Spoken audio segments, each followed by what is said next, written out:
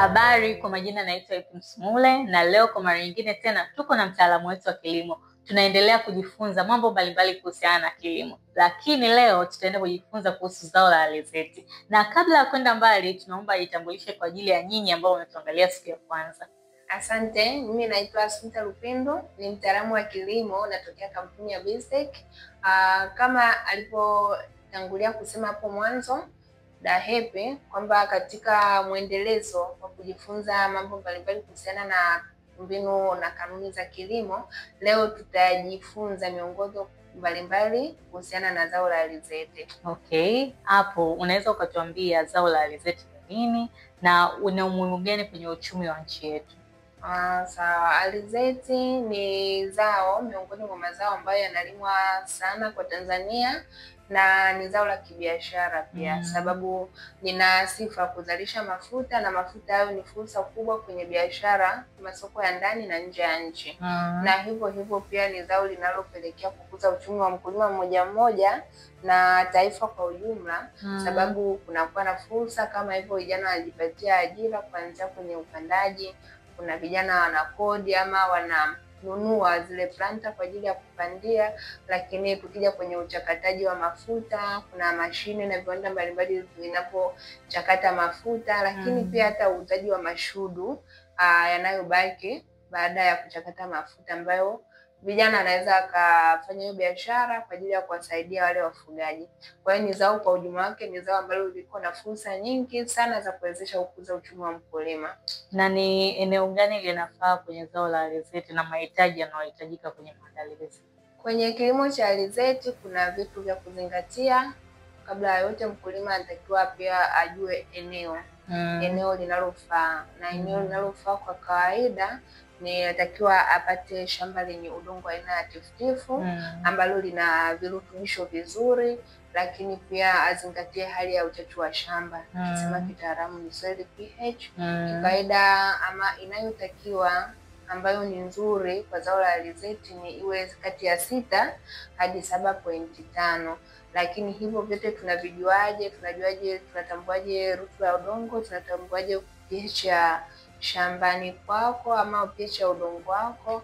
Mkulima kujua hivyo vyote lazima afanye upimaji wa afya ya udongo kama tulivyosema hapo awali. Kwa hiyo akishatambua hilo eneo, na hakikisha kwamba ni shamba ambalo halituamishi maji kwa muda mrefu. Make likituamisha maji inaweza ikapelekea madhara kwa mmea.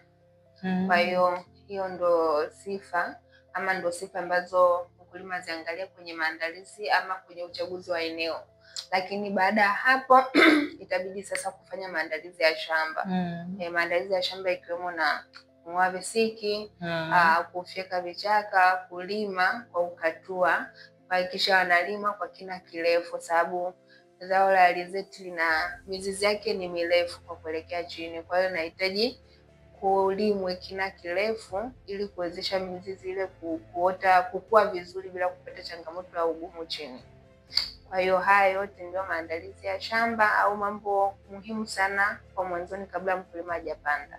Okay, ni mbegu gani nzuri kwa ajili ya kupanda na kwenye utunzaji wa ile zao inakuwaje?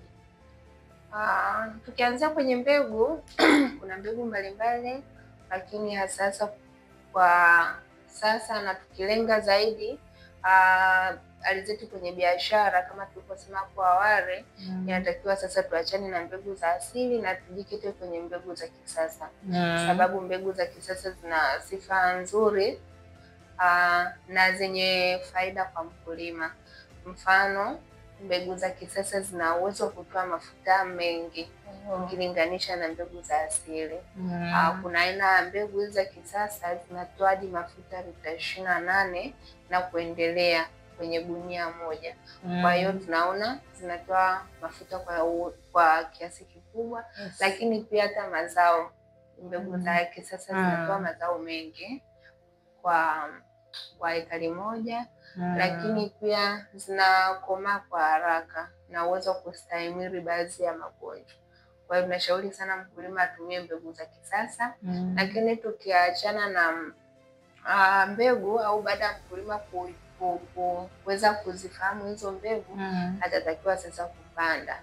na namna ya kupanda, kuna namna ama kanuni ama mbinu za kuzingatia mkulima kwenye upandaji. Cha kwanza azingatie nafasi kati ya mmea na mmea, lakini pia nafasi kati ya mstari na mstari. Kwa hiyo nafasi kati ya mmea na mmea aweke sentimita 30, na kati ya mstari na mstari mkulima aweke sentimita 70. Hiyo sasa ni nafasi nzuri inayoupa mmea wa alizeti kukua vizuri, ukiwa unapata hewa na mahitaji yale yote muhimu. Lakini pia kitu kingine cha kuzingatia kwenye upandaji ni kina. Mbegu za alizeti ni ndogo ndogo, kwa hiyo hatushauri mkulima kuweka kina, kuchimba shimo refu sana. Ndio maana tunasisitiza matumizi ya hizi zana za kilimo za kisasa kama planter, ambayo imetengenezwa kwa kina, imepimwa kina kabisa pamoja na umbali wa kutoka mmea na mmea. Lakini baada ya kupanda, mkulima anatakiwa sasa azingatie vitu vingine mbalimbali baada ya mmea kuota, kama palizi. Afanye palizi kwa wakati, hakikishe shamba linakuwa safi muda wote. Maana kukiwa na magugu au vichaka vingi, hivyo vinapelekea pia kuweka makazi kwa wadudu. Wadudu, lakini pia hata magonjwa mengine. Shamba likiwa sio safi linasababisha hata baadhi ya magonjwa. Na tukija tunaendelea kwenye utunzaji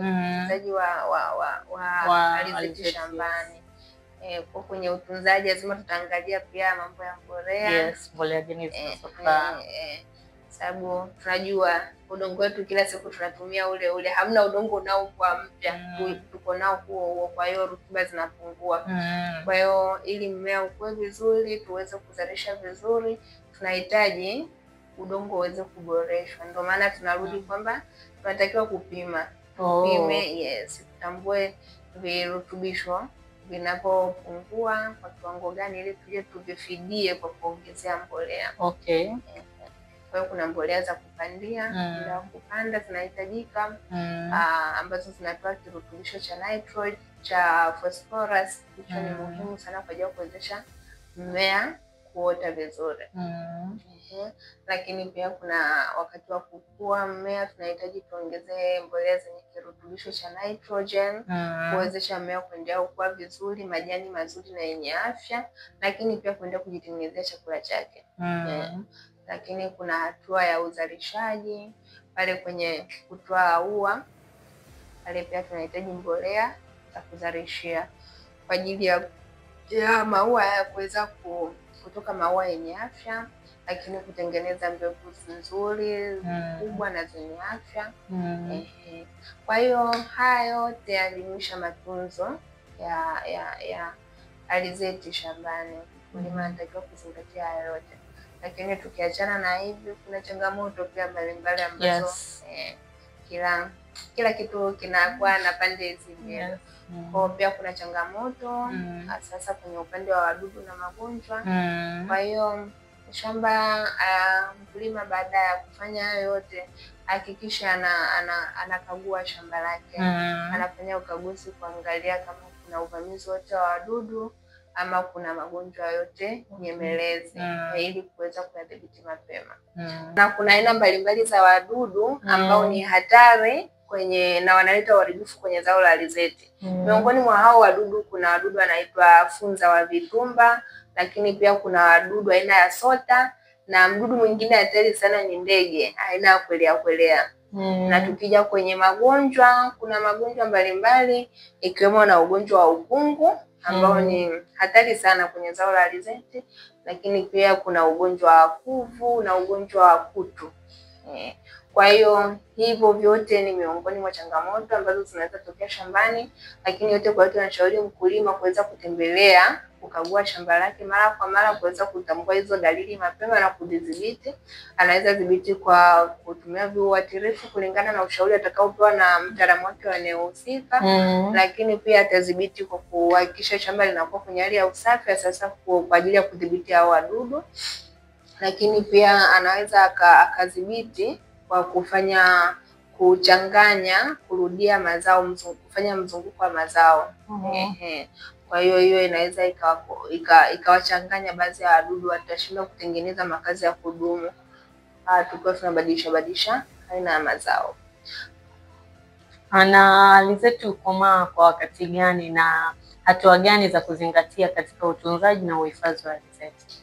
Alizeti huchukua kati ya siku 80 hadi 120 kukomaa.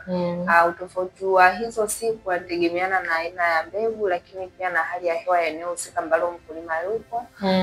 Na kitu kingine, kuna dalili mbalimbali huwa inaonyesha, alizeti huonyesha ikiwa tayari imekomaa. Kwanza kabisa kuna dalili ya kichwa kile cha alizeti hubadilika rangi na kuwa ya kahawia, lakini pia mbegu huwa ni nzito, ngumu, lakini pia zinakuwa na mabadiliko ya rangi.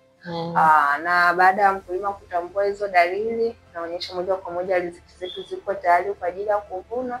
Na namna ya kuvuna, anavuna kwa kukata vichwa. Anaweza akatumia kisu ama kifaa kingine ambacho mkulima anaona kwake ni rafiki kukitumia. Baada ya kukata, anashauriwa kuanika vizuri ili zikauke vizuri kwa ajili ya kuweza kumrahisishia kwenye zoezi la kupura. Upuraji.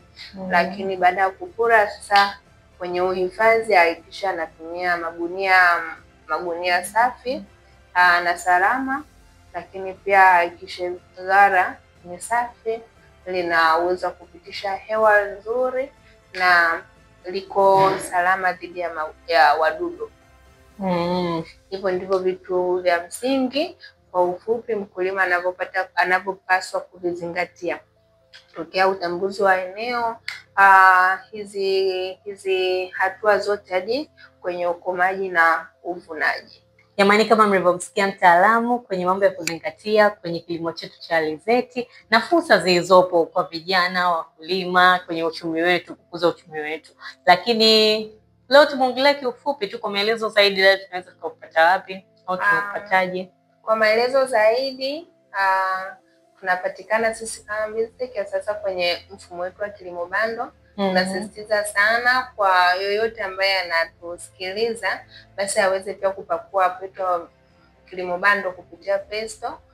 Ndani ya kilimo bando atapata maelezo mengi zaidi, lakini pia tunapatikana kwenye mitandao ya kijamii kama Instagram, Facebook pamoja na YouTube, lakini pia tusiache kutembelea tovuti yetu ya Biztech kwa ajili ya kupata maelezo mbalimbali, kujua huduma zetu tunazotoa hasa juu ya upimaji wa afya ya udongo.